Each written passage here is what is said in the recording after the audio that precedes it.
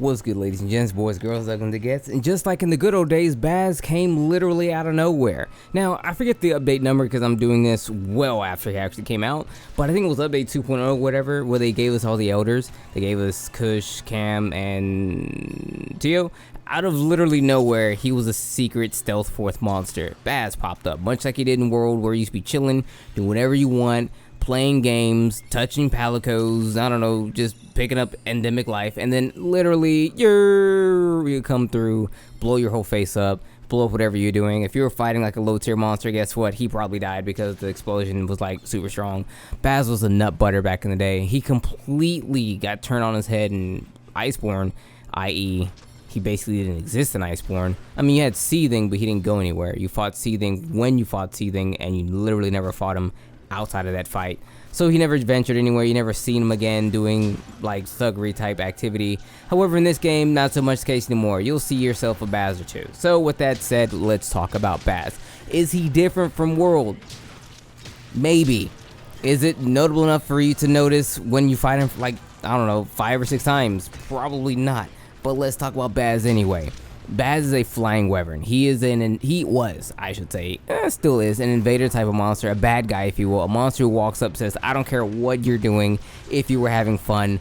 I don't have fun when we're having fun. There's no fun here. Fun is no longer allowed when I'm in the vicinity. He saps all the fun away.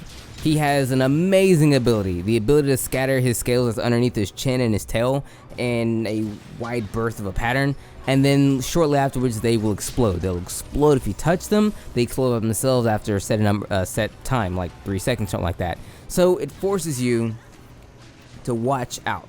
He will literally lay this all over the place. He does this all the time. That's his big thing. Scatter scales, blow stuff up. You're left looking silly. What do? You run, you block, you hide. That's kind of how you do it. But if you want to really do the real damage to him, let's talk facts. So, you want to do damage to my mans? What do you have to do? You have to hit him in the spot where it hurts him the most. Where is that? The spot that hurts you the most as well. That's right. That chinny chin chin for all those spikes and stuff, all the scales. Yeah, hit him there, does the most damage. And it's kind of hard to do because it's where all the bad stuff comes from, but we'll talk about how to get to that in a hot second. So outside of his standard suite of things, you have to understand that Baz himself, even though he's a flying wyvern, he's a bit slower. He's not as nuanced as other monsters. He's not like fast like Naruto. He's not even fast like the Barrioth. He's a little slower than that of Rathalos. So it allows you yourself to actually hit that weak spot but still move around. You have to watch out for the scales. The scales is what's actually there to keep you on your toes, but if he's not scattering any scales, or he already scattered the scales,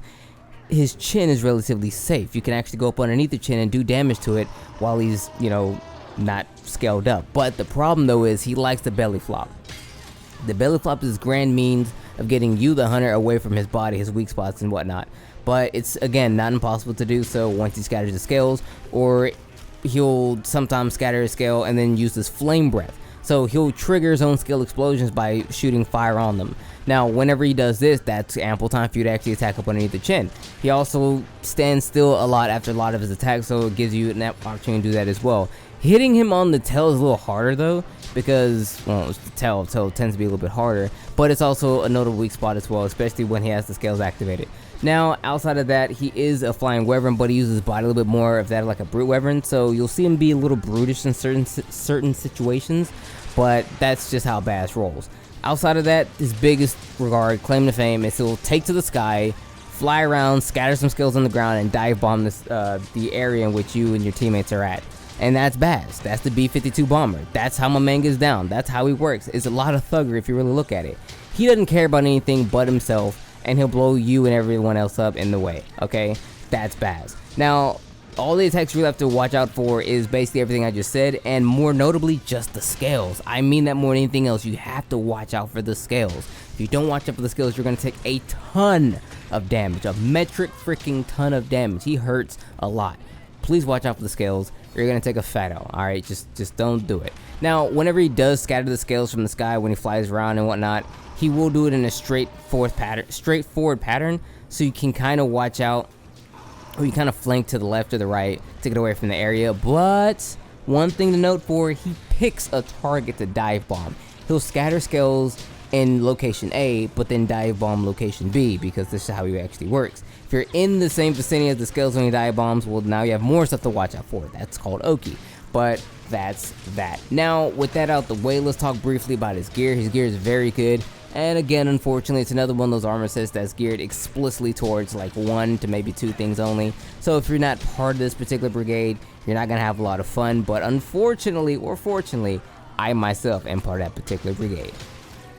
Now that we're here, let's look at the armor. So Baz armor is pretty cool. Like aesthetically, it's some of the best I've ever seen in all of Monster Hunter. I've been around the block for a while, about 13 years in the game. Nevertheless, Baz is looking pretty spiffing.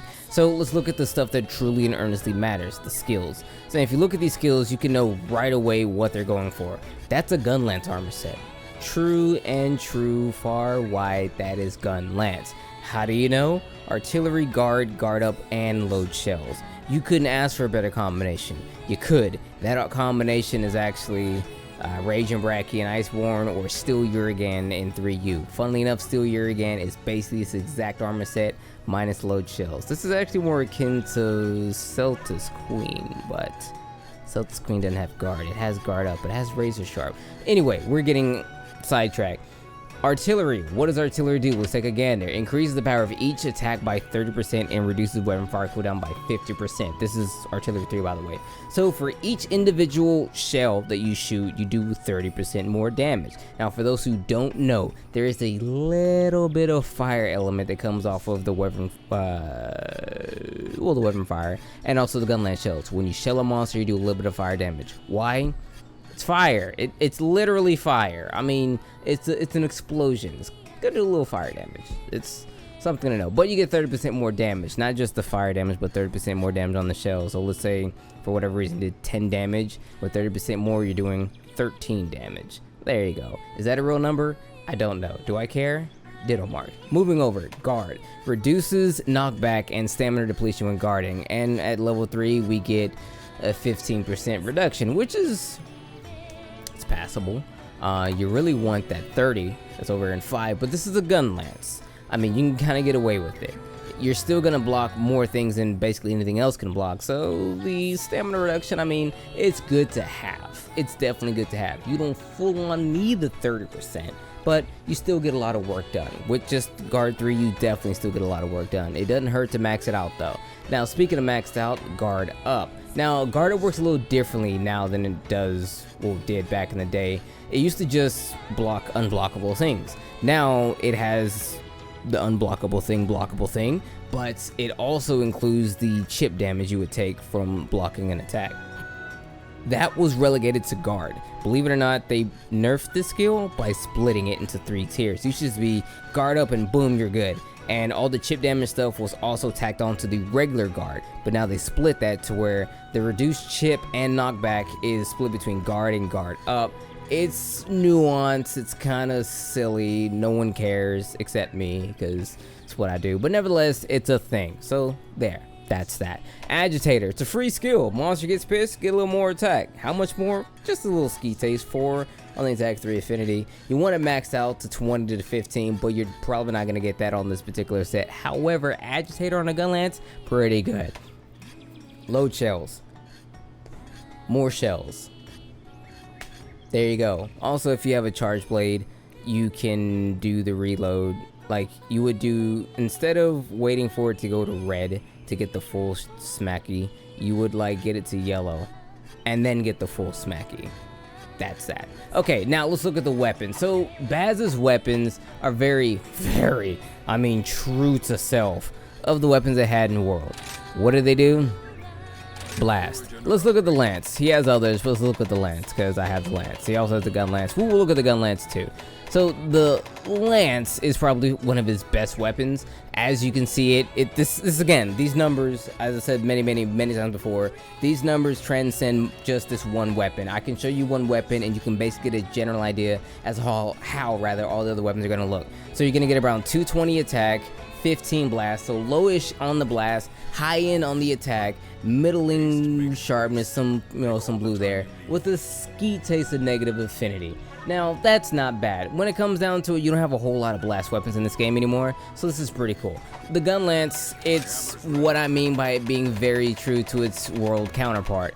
By that, it has the ugly, like, it makes you want to throw up. I mean, if you look at the numbers, they're the exact same, but it's uglier, much uglier. So for a blast weapon, not bad, unless you want to wait for TO. Other than that, not bad, good across the board. All right, now to wrap it up, let's talk about Baz again briefly. So to go over things, let's say that this Pokemon, let's say this dislike the video if you know what I'm talking about. Okay, so this monster, Bazelgeuse, if you want to do big number, hit my man in the head or in the tail. If you want to have a good markers to where to hit, the same spot that has all the hurty ouchie parts, it's where you have to hurty ouchie him, okay?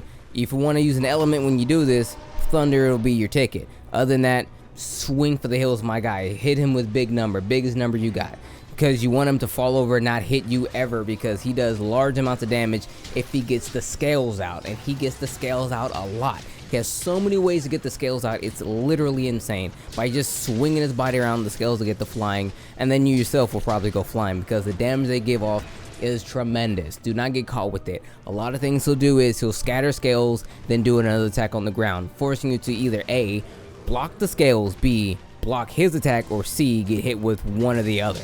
You have to kind of pick one. You can win in the full situation by getting behind the full attack range, but for the most part, he does this so that way you're scattering and you're just all over the place trying to, like, oh my god, I don't get hit by everything, because he's really good at forcing your hand.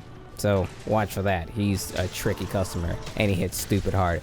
But outside of that, Baz is a monster who's relatively straightforward. If you never fought him before, once you fight him a time or two, or just see him fight for about 5 minutes, that's it. He doesn't really have much else going for him. He will scatter scales, he'll body slam. He'll body slam or he'll hip check. If he doesn't hip check, he'll shoot fire. When he shoots fire, it will explode the scales himself. He'll take flight, scatter scales on the ground, and then dive bomb the area. That's Baz. That's like all he can do. So once you see these things, just know the only true coup to what he can do is the scales. I emphasize this so much of the video because you will have everything that he has down to a science, but then miss a scale and then get hit with a setup, and then now you lost like 80% of your health, and then you're dizzy, and then he hits you with something else, and then now you're dead. So watch out for that, okay? Okay. His gear, if you're a gun lancer or even a lancer in some situations, or even a charge blade user in some situations, you'll have a fun time with it. It's geared directly for us because, you know, they can't make armors in this game for piss, because unless you're this guy, I really don't like the armor system in this game. It's like these armors are made just for this one weapon and no one else can have fun. It's segregation, it's prejudice, and it's racism, or it's armor. Is it racist? Is it armorist? I don't know. What am I talking about? I'm literally rambling. Guys, if you liked the video, like the video. If you didn't like the video, dislike the video. If you want to follow me on Twitter, you totally can. I'll have a link to that in the description. My Discord server, if you want to join my Discord server, it's also in there as well. We have a lot of fun in the Discord server, guys. I more often than not want to advocate the Discord server. It's a fantastic place to be. We play lots of games together. If you like Pokemon, we play lots of Pokemon. If you like MMOs, we play some MMOs. We have that Final Fantasy joint out there. If you like anime, we got a lot of anime people. It's just a whole community full of fun people. So if you have a Discord, you want to come and kick it with me, please do so. I'm lonely, but if you want to make me feel not lonely, you can follow me on Twitter. You know, I like Twitter too. But nevertheless, I'll really have you guys. Baz is an amazing monster. I love him to death. I love him to death. When I saw that he made his way into this game, I was like, dope. I'm about to get some extra come up joints over here. And to know that he actually has an armor set geared explicitly to the gun lance was great, because Diablos is my lancing explicitly geared towards armor set. Now I have armor for both of my weapon types, so that's a plus. But with that being said, everyone, it's been your boy Dak908, aka the Dig Dug himself. Thank you so much for watching. I greatly appreciate it. It has been a long ride, but we're finally almost done with all these videos. We got like 6 more, I think. We have the 3 elders and then the upside down dragons. 6 more. Yeah, we have 6 more. Oh, Rajang's in there somewhere, I think. I don't know. I'm doing these out of order. So if you're hearing, the end of the videos are always reserved for me talking to you guys for real, like off the cuff, just me talking. I'm making these videos out of order, but I'm uploading them in order. See? Yeah. It's been your boy.